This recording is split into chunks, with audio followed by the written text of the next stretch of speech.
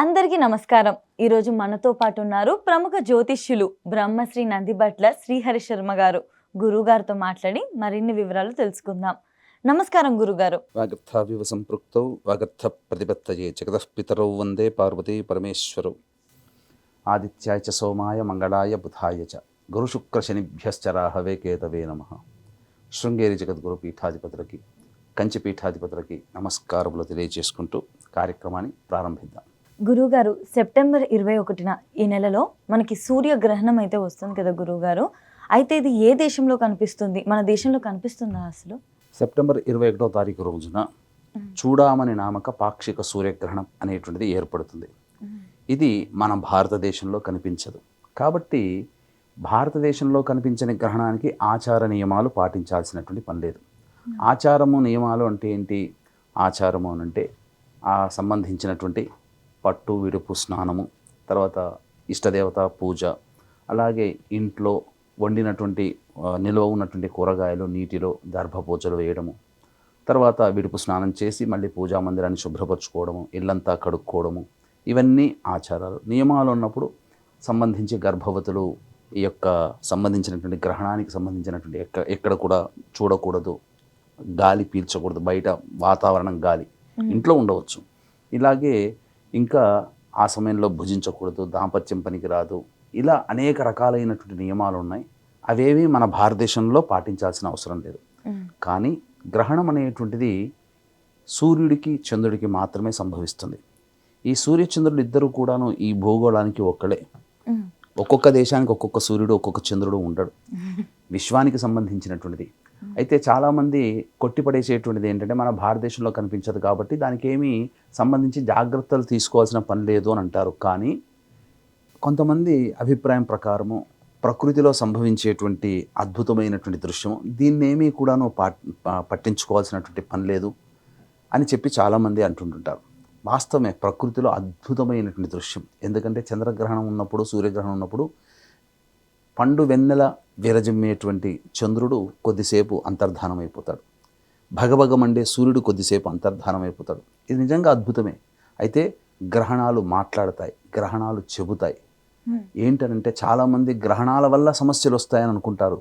కానీ గ్రహణాలు వచ్చినప్పుడు సమస్యలు వస్తాయని చెప్పి గ్రహణాలు తెలియచేస్తాయి. భవిష్యత్తులో సమస్యలు వస్తున్నాయి, జాగ్రత్త పడండి అని చెప్పి సూచించేవి గ్రహణాలు. కాబట్టి ఇటువంటి గ్రహణాలు అనేటువంటివి ఉన్నప్పుడు ఇది విశ్వానికి సంబంధించి, విశ్వం అంటే చెట్లు చేమలు నదులు పర్వతాలు సముద్రాలు ఇవే కాదు, విశ్వంలో మనము ఒక భాగం, ప్రకృతిలో మనము ఒక భాగం, మనుష్యులము జీవజాలము కూడా. కాబట్టి ఎక్కడ గ్రహణాలు ఏర్పడినా భూమి మీద నివసించేటువంటి జీవజాలం మీద ఈ గ్రహణ ప్రభావం ఉంటుంది. అందుకనే అనేక గ్రహణాలు ఏర్పడినటువంటి సందర్భంలో తదనంతర కాలంలో తీవ్రవాద కార్యకలాపాలు జరిగి ఇబ్బందులు పడడము, లేకపోతే భూకంపాలు రావడము, సునామీలు రావడము, చాలామంది నష్టం జరుగుతుంది. అంటే మరి ఎక్కడో ప్రకృతిలో చెట్లు చేమలకే జరగాలి కదా, సముద్రంకే జరగాలి కదా, మరి మనుషుల మీద ఎందుకు ప్రభావం చూపుతుంది? ఎందుకు గ్రహణాల తదనంతరం తీవ్రమైనటువంటి ఇబ్బందులు కలిగి చాలామంది ఇబ్బందులకు గురవుతున్నారు, మరణానికి గురవుతున్నారు? అంటే సమస్యలు వస్తాయని చెప్పి గ్రహణం మనకు తెలియజేస్తుంది. కాబట్టి వీక్షించేటువంటి ప్రేక్షకులు కూడా ఈ గ్రహణం అనేటువంటిది సెప్టెంబర్ 21వ తారీఖు రోజున ఉత్తరా నక్షత్రయుక్త కన్యా రాశిలో ఏర్పడుతుంది. కాబట్టి ఈ కన్యా రాశిని బేస్ చేసుకొని కొన్ని రాశుల్లో జన్మించినటువంటి వారికి కొన్ని ఇబ్బందికర పరిస్థితులు అనేటువంటివి ఉంటాయి అని చెప్పవచ్చు. ఒకసారి ఇంకా వివరంగా అసలు ఏ రాశుల వారిపైన ఈ ప్రభావం అనేది ఉంటుంది, దానికి పరిహారం ఏంటి అనేది ఒకసారి వివరిస్తారా గురుగారు? మనం చెప్పుకున్నట్టుగా కన్యా రాశిలో ఏర్పడుతున్నటువంటి సూర్యగ్రహణ ప్రభావం వల్ల కన్యా రాశిని బేస్ చేసుకొని కుంభరాశి వారికి అష్టమ స్థానంలో, మిథున రాశి వారికి అర్ధాష్టమ స్థానంలో, అలాగే కన్యా తుల రాశి వారికి సంబంధించి ఈ ద్వితీయ ద్వాదశాలలో ఏర్పడుతున్నటువంటి గ్రహణ ప్రభావం చేత ముఖ్యంగా ఈ కుంభ మిథున కన్యా తుల రాశిలో జన్మించినటువంటి ప్రభావం ఎక్కువగా ఉంటుంది. అలాగే సంబంధించినటువంటి ఇంకా చూసుకున్నట్లయితే వృషభ రాశి వారికి, మకర రాశి వారికి, మీన రాశి వారికి ఈ సంబంధించినటువంటి గ్రహణ ప్రభావం, సింహరాశి వారికి గ్రహణ ప్రభావం మధ్యస్థంగా ఉంటుంది. ఎవరికి శుభంగా ఉంటుంది అనంటే మేషరాశి వారికి, కర్కాటక రాశి వారికి, వృశ్చిక రాశి వారికి, ధనుస్సు రాశి వారికి సంబంధించి ఉంటుంది. ప్రభావము చాలా తక్కువగా ఉంటుంది. అందరికీ కూడా ఈ మేష కర్కాటక వృశ్చిక ధనుస్సు రాశిలో జన్మించినటువంటి వారికి శుభయోగం అనేటువంటిది కలుగుతుంది. మొన్న మనం చేసినటువంటి అనేక ప్రసార మాధ్యమాల్లో చంద్రగ్రహణ ప్రభావానికి సంబంధించి చేసినప్పుడు కన్యా రాశి వారికి బాగుంటుందని చెప్పారు, నా జాబ్ పోయిందని చెప్పి ఒకరు కామెంట్ పెట్టారు. కానీ ఈ కన్యా రాశిలోనే గ్రహణ ప్రభావం అనేటువంటిది 15 రోజుల తేడాతో మళ్ళీ సూర్యగ్రహణం వస్తుంది. కాబట్టి కన్యా రాశి వారికి చంద్రగ్రహణ ప్రభావం బాగున్నప్పటికీ సూర్యగ్రహణం అనేటువంటిది కన్యా రాశిలో ఏర్పడుతున్నటువంటి కారణం చేత కన్యా రాశి వాళ్ళు ఇబ్బందులు పడుతున్నారు. మరి చేస్తున్నటువంటి జాబు పోయిందని తార్కాణం మనకు కనిపిస్తుంది కదా. కాబట్టి వీక్షించేటువంటి యూటీవీ ప్రేక్షకులు కూడా గమనించాల్సినటువంటి అంశం ఏంటంటే సెప్టెంబర్ 7వ తారీఖు రోజున ఏర్పడినటువంటి చంద్రగ్రహణ ప్రభావం వలన కొన్ని రాశుల వారికి ఇబ్బంది, అలాగే రేపు రాబో 21వ తారీఖు రోజున ఏర్పడేటువంటి సూర్యగ్రహణ ప్రభావం వలన కొన్ని రాశుల వారికి. కాబట్టి తర్వాత చెప్పుకొచ్చేది ఏమిటంటే చంద్రగ్రహణం సంబంధించి కర్కాటక రాశి వారికి అవయోగం అని చెప్పారు, కానీ ఈ సూర్యగ్రహణం వల్ల కర్కాటక రాశి వారికి యోగం. కాబట్టి ఇలా మనం చెప్పుకుంటూ పోతే 12 రాశుల వారికి సంబంధించి ఒకే నెలలో 2 గ్రహణాలు ఏర్పడుతున్నటువంటి కారణం చేత దాదాపుగా 12 రాశుల్లో జన్మించినటువంటి వారికి ఒక గ్రహణం యోగము, ఒక గ్రహణం అవయోగాన్ని కలగజేస్తుంది. కాబట్టి నా వ్యక్తిగతమైన అభిప్రాయం ప్రకారము 12 రాశుల్లో జన్మించినటువంటి వారు కొన్ని పరిహారాలు పాటించి తీరవలసిందే. ఇష్టదేవతారాధన గ్రహణ సమయంలో చేసుకోవాలి. గ్రహణ సమయం అనేటువంటిది మన భారతదేశ కాలమానానికి సంబంధించి అన్వయింపజేసుకుంటే ఏ సమయంలో ఏర్పడుతుంది అని అంటే ఈ 21వ తారీఖు రోజున రాత్రి 10:59 ప్రారంభమై తెల్లవారుజామున 3:23 వరకు ఉంటుందంటే దాదాపు సుదీర్ఘంగా 4:24 పాటు ఉండేటువంటి ఈ యొక్క సూర్యగ్రహణ ప్రభావంలో ఆ సమయంలో అందరూ మేల్కొని ఉండగలిగితే ఇష్టదేవతారాధనగా విష్ణు శివ లలిత సహస్రనామ పారాయణం చేసుకోవడం చాలా మేలని చెప్పవచ్చు. లేదా ఇష్టదేవతారాధన గురువు గారు ఇచ్చినటువంటి మంత్రోపదేశం చేసుకుంటే అద్భుతమైనటువంటి ఫలితాలు చూస్తారు. ఒక ముఖంలో ఒక వర్చస్సు అనేటువంటిది వస్తుంది, కాంతి కలుగుతుంది. మనకు రాబో భవిష్యత్తులో వచ్చేటువంటి ఇబ్బందుల నుంచి మనం చేసుకున్నటువంటి దేవత యొక్క అనుగ్రహ ప్రభావం వల్ల మనకు మంచి జరుగుతుంది. ఇంకా ఉదాహరణగా మీకు చాలా ఖచ్చితంగా చెప్పాలి అనంటే ఇక్కడ గమనించాల్సినటువంటి అంశం ఏంటంటే ఈ గ్రహణ సమయంలో దైవశక్తి తగ్గిపోతుంది, రాక్షస శక్తి పెరుగుతుంది. కాబట్టి అందుకనే దేవతా ఆరాధన, దేవతా జపాలు, మూలమంత్ర జపాలు ఆ సమయంలో చేసుకోమని చెప్పడం. కాబట్టి ఖచ్చితంగా దేవతాశక్తిని పెంపొందించే విధంగా మనం గురువు గారు ఇచ్చినటువంటిది లేదా మనం ఇంట్లో మనం చేసుకునే నిత్య మూలమంత్రాలు లేదా స్తోత్ర పారాయణాలు చేసుకోవడం వల్ల ఆ దేవతకి మనం బలాన్ని కల్పించినట్లు అవుతాం. ఖచ్చితంగా ఆ దేవత గుర్తుపెట్టుకొని అవసర సమయంలో మనకు ఆ దేవత మనల్ని కాపాడుతుంది. ఉదాహరణకి మీరు ఇబ్బందుల్లో ఉన్నారమ్మా, మీకు ఖచ్చితంగా డబ్బు కావాల్సిన సమయం ఏర్పడుతుంది, మీ దగ్గర చిల్లి గవ్వ ఉండదు. ఎవరైనా ఒక మంచి వ్యక్తి వచ్చి 1000 రూపాయలు తీసుకోమ్మా, నీకు సహాయానికి ఇస్తున్నాను, నువ్వు వాడుకో, నువ్వు నీ ఇబ్బంది నుంచి బయటపడన్నప్పుడు నువ్వు కొంతకాలానికి కొన్ని సంవత్సరాల తర్వాత గొప్పదాని అవుతావు. గుర్తుపెట్టుకుని ఆ వ్యక్తికి 10ంతల డబ్బు సంపాదించి ఇస్తావు కదా, ఎందుకు కృతజ్ఞత.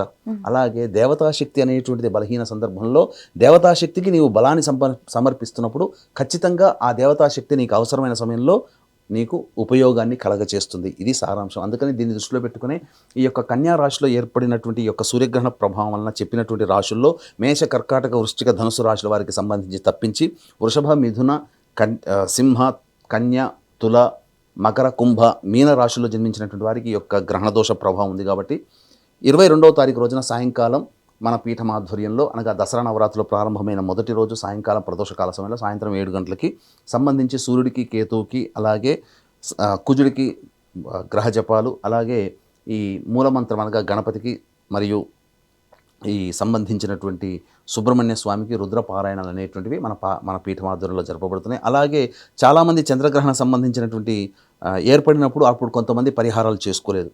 కాబట్టి శాస్త్రం ఏం చెప్పబడి ఉంది, గ్రహణం ఏ నక్షత్రంలో అయితే ఏర్పడుతుందో ఆ నక్షత్రం మళ్ళీ తిరిగి వచ్చే సమయంలో ఈ యొక్క సంబంధించినటువంటి పరిహారాలు చేసుకోవాలి. కాబట్టి వెంబడి సూర్యగ్రహణం కూడా వస్తుంది. మన భారతదేశంలో కనిపించదు, కానీ దాని ప్రభావం కొన్ని రాష్ట్రాల మీద ఉంటుందని చెప్పాం. కాబట్టి ఖచ్చితంగా ఆ సందర్భంగా ఈ చంద్రగ్రహణానికి దోష నివారణ చేసుకోలేని వాళ్ళు కూడా 22వ తారీఖు మన పీఠం ఆధ్వర్యంలో జరిగే కార్యక్రమంలో పాల్గొనవచ్చు.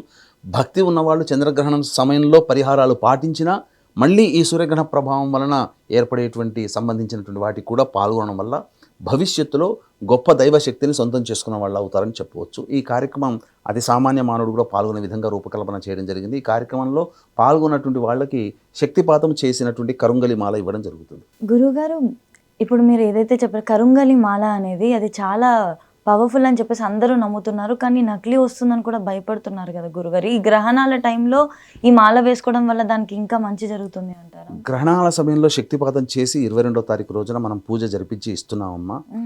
చాలా మటుకు బయట నకిలీ వస్తువులు అనేటువంటివి ఉన్నాయి. కాబట్టి మనం మంచి వస్తువుని మనం ఏర్పాటు చేసి ఉన్నాం కాబట్టి అందులో ఏమాత్రం ఇబ్బంది పడాల్సినటువంటి అవసరం లేదు. చక్కగా ఆ నరదృష్టి నరఘోష అనేటువంటిది తగ్గుతుంది. మనకి ప్రధానంగా నెగిటివ్ ఎనర్జీ మన బాడీలోంచి వెళ్ళిపోతుంది. Positive attitude, right thinking, right attitude అనేటువంటిది మనం తీసుకోగలుగుతామని చెప్పవచ్చు. అందరూ భయపడుతున్నారు కరుంగలి మాల తీసుకోవాలి అని అనుకుంటే, ఇలా మనకి నమ్మకం ఉన్న చోట వెళ్ళి చాలా హ్యాపీగా అయితే తీసుకోవచ్చు, నమ్మకంగా అని అయితే నేను భావిస్తున్నాను గురుగారు.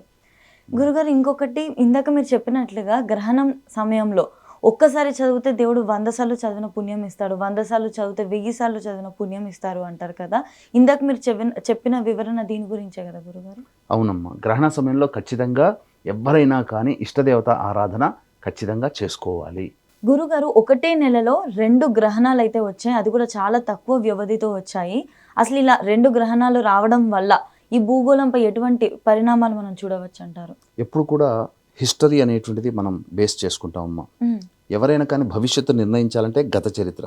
ఇప్పుడు ఒక అబ్బాయి ఒక అమ్మాయి వివాహం చేయాలి అన్నప్పుడు తల్లిదండ్రులు ఏం చేస్తారు? అబ్బాయినే కాదు కదా, వాళ్ళ ఫ్యామిలీ హిస్టరీ, వాళ్ళు ఎటువంటిది, ఆ అబ్బాయి ఏం చదువుకున్నాడు, ఎలా పెరిగాడు, ఎక్కడ ఉన్నాడు, ఏం చదువుకున్నాడు, ఎక్కడ చదువుకున్నాడు, ఆ హిస్టరీ అంతా తీసుకుంటారు కదా. ఒక సంస్థ ఉద్యోగం ఇవ్వాలన్నా కానీ ఒక ఉద్యోగం సంబంధించినటువంటి అతని previous history, background verification, IAS officer కావాలన్నా బ్యాక్గ్రౌండ్ చెకప్ చేస్తారు. అలాగే మనము ప్రకృతి పరంగా మనం చూసినప్పుడు ఒకే నెలలో 2 గ్రహణాలు వచ్చినటువంటి సందర్భంలో నేను చాలా రీసెర్చ్ అనేటువంటిది ఈ యొక్క సంబంధించిన దాంట్లో చేశానమ్మా.